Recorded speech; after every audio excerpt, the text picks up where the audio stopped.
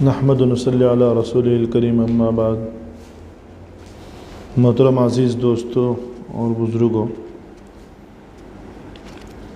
علامات قیامت اور اس کے متعلق نشانیوں کے متعلق گفتگو چل رہی ہے کئی ہفتوں سے۔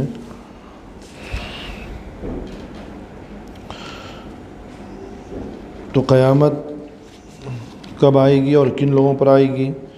تو دنیا کے سب سے بدترین جو لوگ رہیں گے، اس دنیا میں باقی رہیں گے، اس وقت جو سب سے بدترین ہیں، سب سے برے لوگ ہوں گے، ان پر قیامت آ جائے گی جب دنیا میں کوئی اللہ اللہ کہنے والا باقی نہ رہے گا تو اللہ تعالیٰ کے حکم سے سور پھونکا جائے گا۔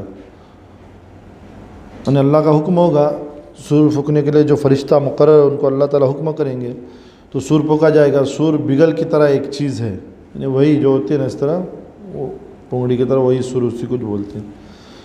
حضرت اسرافیل علیہ السلام کو جب اللہ تعالیٰ حکم فرمائیں گے اس کو منہ سے بجائیں گے، یعنی باقاعدہ منہ سے وہ سور پھونکیں گے حضرت اسرافیل۔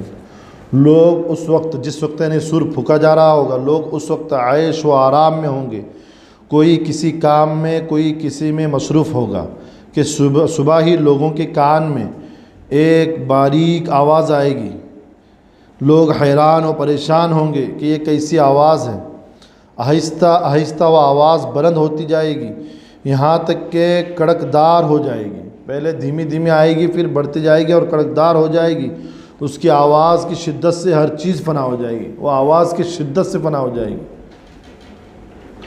یعنی اتنی سخت اس کی سختی ہوگی اس کے اندر کہ اس کی آواز کی شدت سے ہر چیز فنا ہو جائے گی، ختم و برباد ہو جائے گی، اور لوگوں پر ایک بے ہوشی طاری ہو جائے گی، لوگ بے ہوش ہو جائیں گے۔ پھر آہستہ آہستہ آواز اور زیادہ ہونے لگے گی، جس کی وجہ سے باہر کے وحشی جانور شہروں میں آ جائیں گے، وہ آواز کی وجہ سے شہروں میں آ جائیں گے، جنگلوں میں سے، اور شہروں کے لوگ گھبراہٹ میں جنگل میں نکل جائیں گے۔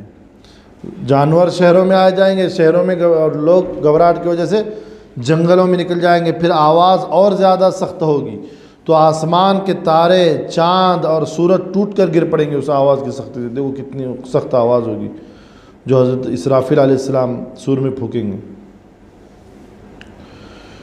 پھر آواز اور زیادہ سخت ہوگی تو آسمان کے تارے، چاند اور سورج ٹوٹ کر گر پڑیں گے اور آسمان پھٹ کر ٹکڑے ٹکڑے ہو جائیں گے اور زمین بھی ختم ہو جائے گی، ابلیس اور فرشتے بھی مر جائیں گے۔ سب سے آخر میں عرش، کرسی، لوح قلم، بہشت، دوزخ، ارواح اور سور بھی تھوڑی دیر کے لیے فنا ہو جائیں گے، یعنی اس تمام چیزیں بھی تھوڑی دیر کے لیے فنا ہو جائیں گے، یعنی سب ختم ہو جائیں گے، فرشتے وغیرہ، ابلیس وغیرہ سب۔ یعنی کہنے میں مطلب دنیا، یعنی ہر چیز سوائے اس ذات کے وحدہ لا شریک کے، تمام چیزیں پہلے سور میں ختم ہو جائے گی، فنا ہو جائے گی تمام چیزیں۔ کچھ چیزیں اس میں کچھ دیر کے لیے فنا ہو جائے گی، سوائے اللہ تعالیٰ کے کوئی نہ رہے گا۔ جب اللہ تعالیٰ کے سوا کوئی باقی نہ رہے گا تو اللہ تعالیٰ فرمائیں گے کہاں ہیں بادشاہ، کس کے لیے آج کی سلطنت ہے؟ لمن الملک اليوم للہ الواحد القہار۔ اللہ تعالیٰ نے قرآن فرمایا کون ہے وہ شخص، کس کی ہے بادشاہ؟ تو جواب آ رہا ہے کہ للہ الواحد القہار، اس اللہ کی جو تنہا ہے اور جو قہار ہے۔ تو قرآن کہہ رہا ہے کہ کہاں ہے بادشاہ، کس کے لیے آج کی سلطنت ہے؟ پھر خود ہی ارشاد فرمائیں گے ایک اللہ کی ہے جو قاہر ہے، یعنی وہی جو آیت میں نے جو ابھی پڑھی، لمن الملک اليوم للہ الواحد القہار۔ ایک وقت تک اللہ تعالیٰ کی ذات ہی رہے گی۔ مرنے کے بعد ہر انسان کو اس کے عمل کے مطابق جزا و سزا ملے گی۔ جزا و سزا کا ایک مرحلہ مرنے کے بعد سے قیامت تک کا ہے، یعنی قبر سے لے کر قیامت تک کی زندگی کا ایک مرحلہ ہے جزا و سزا کا، اور یہ ابتدائی مرحلہ ہے، یعنی پہلا مرحلہ آخرت کے منزلوں میں سے پہلی منزل قبر۔ چنانچہ رسول اکرم صلی اللہ علیہ وسلم نے فرمایا جو شخص مر گیا اس کی قیامت تو قائم ہو گئی۔ آپ صلی اللہ علیہ وسلم نے فرمایا جو شخص مر گیا اس کی قیامت تو اسی وقت سے قائم ہو گئی، باقی جو قیامت کبریٰ ہوگی وہ ہوگی۔ اس مرحلے میں آپ صلی اللہ علیہ وسلم فرمایا اس مرحلے میں جزا و سزا پوری نہیں ہوتی، یعنی پہلے مرحلے میں پوری نہیں ہوتی۔ رسول اللہ صلی اللہ علیہ وسلم نے فرمایا جب نعش، یعنی انسان کی نعش چارپائی وغیرہ پر رکھ دی جاتی ہے اور اس کے بعد قبرستان لے جانے کے لیے اسے لوگ اٹھاتے ہیں، تو اگر وہ نیک تھا تو کہتا ہے مجھے جلدی لے چلو. وہ ہم لوگ نہیں سن پاتے، لیکن وہ کہتا ہے. آپ صلی اللہ علیہ وسلم فرمانے کہ اگر وہ نیک تھا تو کہتا ہے مجھے جلدی لے چلو، اور اگر وہ نیک نہ تھا تو گھر والوں سے کہتا ہے ہائے میری بربادی، مجھے کہاں لے جاتے ہو. وہ اس طرح گھر والوں سے کہتا ہے. پھر فرمایا آپ صلی اللہ علیہ وسلم کہ انسان کے سوا ہر چیز اس کی آواز سنتی ہے. انسان ہی نہیں سنتا مرنے والی کی آواز، بلکہ ہر جاندار ہر چیز اس کی آواز سنتی ہے. اگر انسان اس کی آواز سن لیتے تو ضرور بے ہوش ہو جاتے. رسول اللہ صلی اللہ علیہ وسلم نے فرمایا مردے کی ہڈیاں توڑنا ایسا ہی ہے جیسے زندگی میں اس کی ہڈی توڑ دی جائے. مردے کی ہڈیاں توڑنا ایسا ہی ہے جیسے زندگی میں اس کی ہڈی توڑ دی جائے. ایک مرتبہ آپ صلی اللہ علیہ وسلم نے ایک صحابی حضرت عمرو بن حزم رضی اللہ عنہ کو قبر سے تکیہ لگائے ہوئے بیٹھا دیکھ کر فرمایا، یعنی قبر سے تکیہ لگا کر بیٹھے تھے وہ صحابی، تو دیکھ کر فرمایا آپ صلی اللہ علیہ وسلم نے اس قبر والے کو تکلیف نہ دو. جس قبر میں بیٹھے تھے اس قبر والے کو تکلیف نہ دو، اس طرح فرمایا. حضور صلی اللہ علیہ وسلم کے ارشادات سے واضح طور پر معلوم ہوتا ہے کہ مرنے والے کو اگرچہ ہم مردہ سمجھتے ہیں لیکن حقیقت میں وہ اپنے رب کے پاس زندہ ہوتا ہے.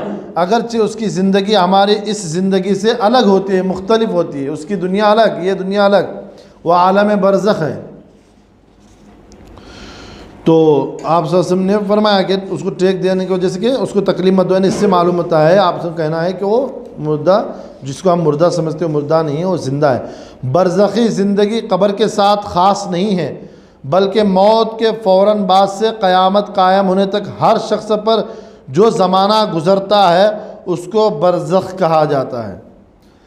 برزخی زندگی قبر کے ساتھ ہی خاص نہیں بلکہ موت کے فوراً بعد سے قیامت قائم ہونے تک ہر شخص پر جو زمانہ گزرتا ہے اس کو برزخ کہا جاتا ہے، خواہ اسے قبر میں رکھا گیا ہو یا نہ رکھا گیا ہو. قبر میں رکھنے سے پہلے بھی جب یا میت گھر میں رہتی تب بھی وہ عالم برزخی میں ہوتی ہے.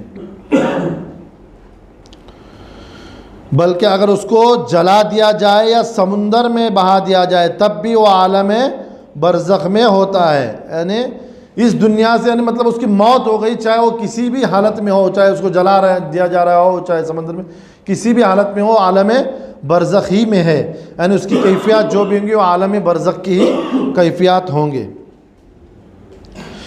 خواہ اسے قبر میں رکھا گیا ہو یا نہ رکھا گیا ہو. بلکہ اگر اس کو جلا دیا جائے یا سمندر میں بہا دیا جائے تب بھی وہ عالم برزخ میں ہوتا ہے. اور وہاں چونکہ اس میں سمجھ و شعور ہوتا ہے لہذا وہ اپنے اعمال کے مطابق راحت میں ہوتا ہے یا تکلیف میں مبتلا ہوتا ہے. اللہ ہماری حفاظت فرمائے.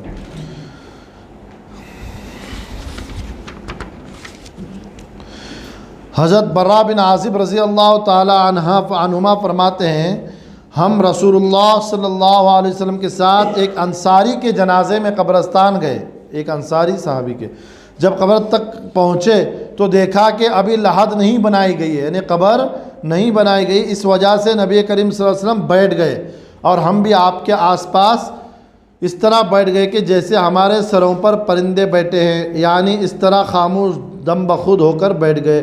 جیسے میرے سر پہ پرندے بیٹھے میں ایسے ہی بیٹھوں گا نا، ہلوں گا نہیں. تو کہنے کا مقصد کہ ہم لوگ بالکل ایسے خاموش بیٹھ گئے تھے دب کر، جیسے کہ ہم میں حرکت ہی نہ رہی. اس طرح ہم بھی بیٹھ گئے. پرندہ حرکت نہ کرنے والی چیز پر بیٹھتا ہے، جو ہلنے والی اس سے اڑ جاتا ہے. رسول اللہ صلی اللہ علیہ وسلم کے ہاتھ مبارک میں ایک لکڑی تھی جس سے زمین کورید رہے تھے، جیسے کوئی غمگین کیا کرتا ہے. غم میں اکیلے بیٹھ کے کاڑی لے کے ایسے بیٹھتے نا ہم لوگ، اس طرح غمگین کوریدتا ہے. آپ نے سر مبارک اٹھا کر فرمایا قبر کے عذاب سے پناہ مانگو. 2-3 مرتبہ یہی فرمایا کہ قبر کے عذاب سے پناہ مانگو، قبر کے عذاب سے پناہ مانگو. پھر فرمایا بلا شبہ جب مومن بندہ دنیا سے جاتا ہے اور آخرت کا رخ کرتا ہے تو اس کے پاس آسمان سے فرشتے آتے ہیں جن کے سفید چہرے سورج کی طرح روشن ہوتے ہیں.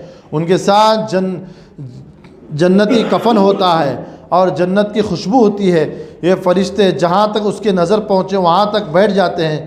پھر ملک الموت تشریف لاتے ہیں یہاں تک کہ اس کے سر کے پاس بیٹھ جاتے ہیں اور فرماتے ہیں اے پاکیزہ روح، یعنی ایک مومن کے روح کو اس طرح فرماتے ہیں، اے پاکیزہ روح، اللہ کی مغفرت اور اس کی رضامندی کی طرف نکل کر چل۔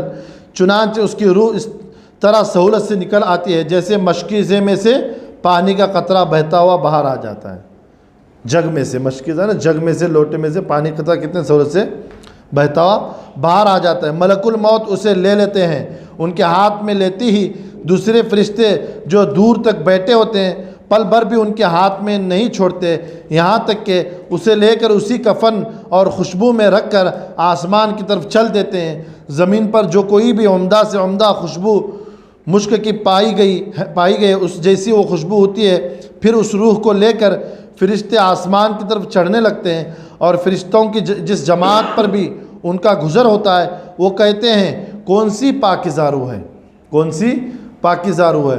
وہ اس کا اچھے سے اچھا نام لے کر جواب دیتے ہیں جس سے اسے دنیا میں بلایا جاتا تھا کہ فلاں کا بیٹا فلاں ہے، باقاعدہ باپ کی طرف نسبت جوڑ کر اس کو اس طرح کہیں گے جو اس کو اچھے نام سے بلایا جاتا تھا، فلاں کا بیٹا فلاں ہے۔ اسی طرح پہلے آسمان تک پہنچتے ہیں اور آسمان کا دروازہ کھلواتے ہیں، دروازہ کھول دیا جاتا ہے، اور پھر وہ اس روح کو لے کر اوپر چلے جاتے ہیں یہاں تک کہ 7ویں آسمان پر پہنچ جاتے ہیں وہ مومن کو روح کو لے کر۔ ہر آسمان کے معزز فرشتے دوسرے آسمان تک اسے رخصت کرتے ہیں۔ دیکھو ایک ایمان والے کی عزت اللہ کی نظروں میں کتنی ہے، اسے رخصت کرتے ہیں۔ جب 7ویں آسمان تک پہنچتے ہیں تو اللہ تعالیٰ فرماتے ہیں میرے بندے کی کتاب علیین میں لکھ دو اور اسے زمین پر واپس لے جاؤ۔ میرے بندے کی کتاب علیین میں لکھ دو اور اسے زمین پر واپس لے جاؤ، کیونکہ میں نے انسان کو زمین ہی سے پیدا کیا ہے اور اسی میں اس کو لوٹا دوں گا، اسی سے اس کا دوبارہ اسے نکالوں گا۔ اللہ تعالیٰ قیامت کے دن جو نکالنے والے، چنانچہ اس کی روح اس کے جسم میں واپس کر دی جاتی ہے۔ یعنی روح قبض کرنے کے ساتھ یہ مرحلہ ہے پورا، ایک مومن کی روح اوپر تک جاتی ہے، اللہ کے وہاں جا کے اللہ کا ملاقات کرے، پھر واپس آتی ہے، پھر اللہ تعالیٰ اس کو بھیج دیتے ہیں، پھر اس کو اسی کے اندر رکھ دی جاتی ہے۔ اس کے بعد دو فرشتے، یعنی وہ اس کی جسم میں واپس کر دی جاتی ہے، تو اس کے بعد 2 فرشتے اس کے پاس آتے ہیں جو آ کر اسے بٹھاتے ہیں، اس سے سوال کرتے ہیں تیرا رب کون ہے؟ وہ جواب دیتا ہے میرا رب اللہ ہے۔ پھر اس سے پوچھتے ہیں تیرا دین کیا ہے؟ وہ جواب دیتا ہے میرا دین اسلام ہے۔ پھر اس سے پوچھتے ہیں یہ صاحب کون ہے جو تمہارے پاس بھیجے گئے ہیں؟ وہ کہتا ہے وہ اللہ کے رسول ہے۔ پھر اس سے پوچھتے ہیں تیرا علم کیا ہے؟ وہ کہتا ہے میں نے اللہ کی کتاب پڑھی، میں اس پر ایمان لایا اور اس کی تصدیق کی۔ اس کے بعد اللہ تعالیٰ کی طرف سے ایک منادی آسمان سے آواز دیتا ہے میرے بندے نے سچ کہا، وہ آواز دیتا ہے میرے بندے نے سچ کہا، اس کے لیے جنت کے بچھونے بچھا دو اور اس کو جنت کے کپڑے پہنا دو اور اس کے لیے جنت کی طرف دروازہ کھول دو۔ چنانچہ جنت کی طرف دروازہ کھول دیا جاتا ہے جس کے ذریعے جنت کا آرام اور اس کی خوشبو آتی رہتی ہے، اور اس کی قبر جہاں تک اس کی نظر پہنچے کشادہ کر دی جاتی ہے۔ اس کے بعد نہایت خوبصورت چہرے والا، بہترین لباس والا اور پاکیزہ خوشبو والا ایک شخص اس کے پاس آ کر کہتا ہے خوشخبری سن لو، یہ تمہارا وہ دن ہے جس کا تم سے وعدہ کیا جاتا تھا۔ اللہ تعالیٰ نے قرآن میں ہم سے وعدہ کیا ہے، اس کے مطابق یہ وعدہ یاد دلا جا رہا ہے، تو ہم نے بھی اللہ سے وعدے کیے ہیں، تو ہم کو بھی چاہے کہ ہم اپنے وعدوں پر پورا اترنے کی کوشش کریں۔ وہ کہتا ہے تم کون ہو؟ تمہارا چہرہ حقیقت میں چہرہ کہنے کے لائق ہے اور اس لائق ہے کہ اچھی خبر لائے۔ وہ کہتا ہے میں تمہارا نیک عمل ہوں۔ اس کے بعد وہ خوشی میں کہتا ہے اے رب قیامت قائم فرما، اے رب قیامت قائم فرما تاکہ میں اپنے مال اور اہل و عیال کے پاس پہنچ جاؤں۔ اس سے مراد جنت کے حوریں اور نعمتیں۔